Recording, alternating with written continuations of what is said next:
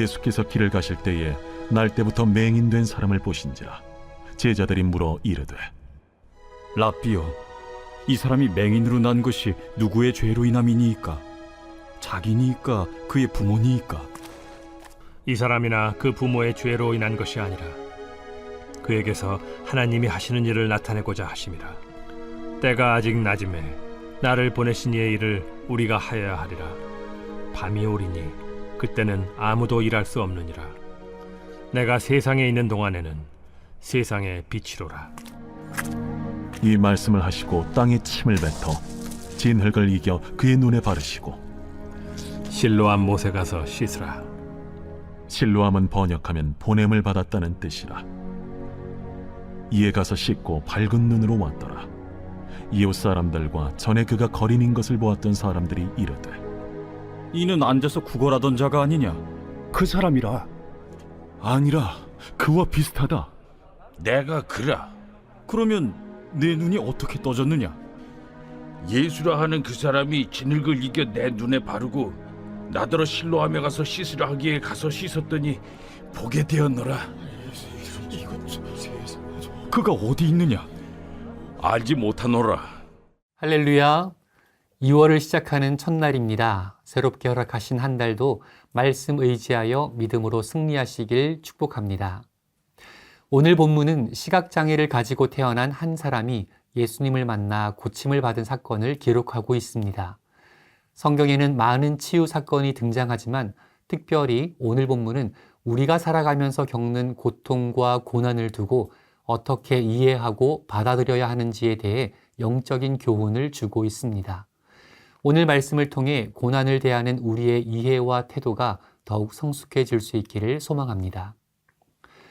예수님과 제자 일행은 이동 중에 한 시각장애인을 보게 됩니다. 1절 보겠습니다.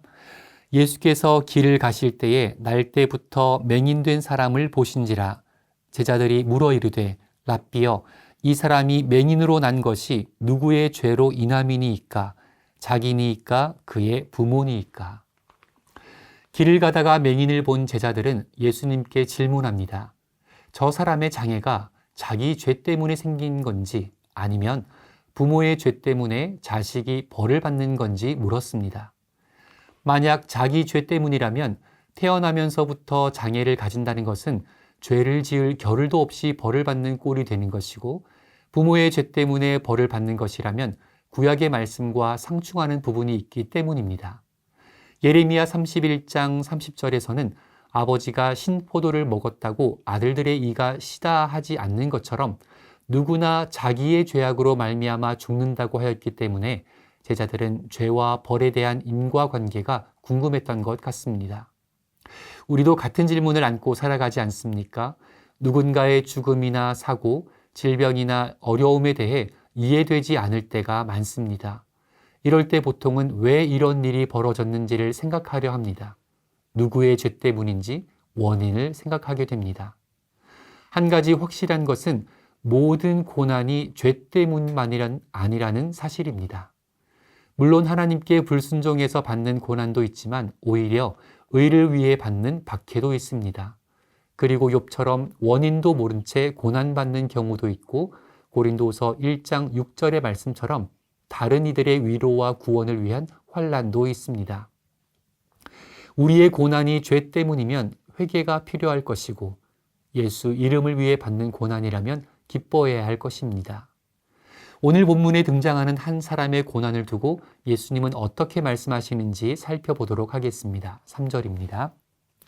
예수께서 대답하시되, 이 사람이나 그 부모의 죄로 인한 것이 아니라 그에게서 하나님이 하시는 일을 나타내고자 하심이라. 제자들은 이 사람의 고난이 자신의 죄 또는 부모의 죄일 것이라 생각하고 질문을 드렸는데 예수님은 그 둘 다 아니라고 답하셨습니다. 제자들은 고난의 원인에 대해서 물었지만 예수님은 오히려 고난의 목적에 대해서 답을 하십니다. 그에게서 하나님이 하시는 일을 나타내고자 하심이라. 이 말은 하나님의 일을 나타내시려고 장애인으로 만들었다는 뜻이 아니라 하나님께서는 이 사람의 아픔과 고난을 통해서도 하나님의 일을 드러내고자 하신다는 의미입니다. 우리는 고난받는 자를 쉽게 정죄해서는 안 됩니다. 그리고 자신이나 타인이 받는 고난의 이유를 성급하게 일반화하거나 예단해서도 안 됩니다. 그저 겸손히 그 가운데 하나님의 은총을 구하며 하나님의 뜻이 이루어지기를 기도해야 할 것입니다. 그리고 이 모든 일들을 통해 하나님께서 일하시도록, 그래서 하나님께서 영광 받으시도록 해야 할 것입니다. 이제 예수님께서 말씀하신 하나님의 이 일이 무엇인지 4절을 통해 보겠습니다. 때가 아직 낮음에 나를 보내신 이의 일을 우리가 하여야 하리라. 밤이 오리니 그때는 아무도 일할 수 없느니라. 내가 세상에 있는 동안에는 세상의 빛이로라. 이 말씀을 하시고 땅에 침을 뱉어 진흙을 이겨 그의 눈에 바르시고 이르시되 실로암 못에 가서 씻으라 하시니 실로암은 번역하면 보냄을 받았다는 뜻이라. 이에 가서 씻고 밝은 눈으로 왔더라. 아멘. 하나님의 일은 곧 예수님께서 하시는 일이고 예수님께서 하시는 그 일은 고통에서 자유케 하는 것입니다. 불완전한 것을 완전케 하는 것이고 죄된 것을 거룩하게 하시는 것입니다. 그리고 어두운 세상에 빛을 주시는 것입니다. 하나님께서는 이 땅을 회복시키시기 위해 아들을 보내셨고 이제 그 아들이 아버지의 일을 시작하시는 모습을 보이십니다. 마치 태초에 사람을 지으실 때처럼 흙을 빚으셨던 것과 같이 진흙을 이겨 눈에 바르고 실로암 못에 가서 씻음으로 온전케 되는 기적을 보이셨습니다. 할렐루야. 예수님이 우리와 함께 하시면 하나님께서 일하실 것입니다. 하나님의 역사를 경험하실 것입니다. 부족하고 연약하고 허물 많은 나를 통해서도 하나님께서는 일하실 것이며 하나님의 목적을 이룰 것이며 하나님의 은혜를 경험하게 될 것입니다. 오늘도 그리고 언제나 예수님과 동행하는 복된 인생 되시기를 축복합니다. 그리고 그 은혜와 사랑을 증거하는 증인의 삶을 사시길 간절히 소망합니다. 함께 기도하겠습니다. 우리의 참 소망이 되시며 우리 인생 가운데 참 빛이 되시는 주님, 은혜에 감사드립니다. 우리에게 새로 허락하신 이 한 달과 이 하루를 하나님의 뜻에 합당하게 살기를 소원하오니 성령 하나님 우리와 함께하여 주시고 늘 주님과 동행하는 삶을 살게 인도하여 주옵소서.